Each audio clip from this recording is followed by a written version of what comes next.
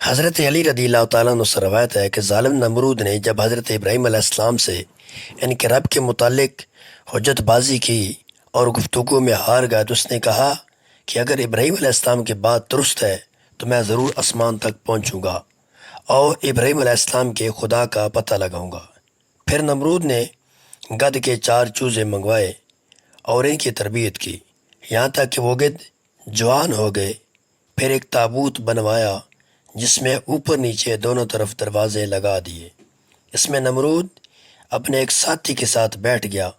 تابوت کے کناروں پر ڈنڈے لگا کر اس میں گوشت کے لوتھڑے لٹکا دیے اور تابوت سے ان گدھوں کے پیروں میں اتنی لمبی رسی باندھ دی کہ وہ گوشت تک نہ پہنچ سکے اور ڈنڈے اس طرح لگائے کہ وہ وقت ضرورت ان کو نیچے اوپر کیا جا سکے۔ پھر گدھوں نے گوشت دے کر اس کے لالچ میں اڑنا شروع کیا۔ اڑتے گئے اور اوپر چڑھتے گئے یہاں تک کہ پورا دن ختم ہو گیا اور وہ فضا کی طرف بڑھتے رہے۔ نمرود نے اپنے ساتھی سے کہا کہ اوپر والا دروازہ کھولو اور دیکھو ہم آسمان کے قریب آ گئے۔ اس نے دروازہ کھول کر دیکھا اور بتایا کہ آسمان کا فیصلہ پہلے ہی کی طرح ہے۔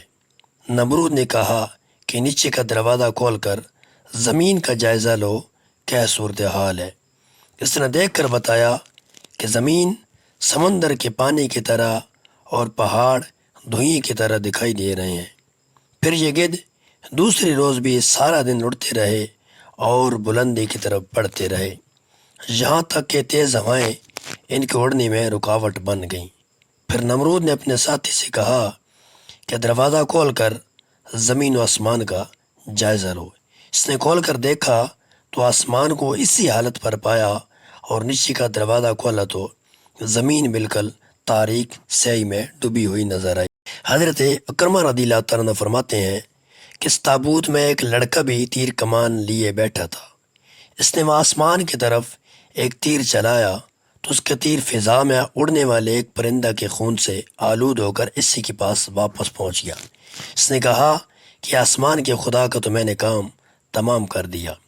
پھر نمرود اپنے ساتھی سے کہا کہ ڈنڈوں سے لٹکا ہوا گوشت زمین کی طرف نیچے کر دو۔ چنانچہ انہوں نے ایسا ہی کیا تو گدھ تابوت لے کر نیچے کی طرف اترنے لگے۔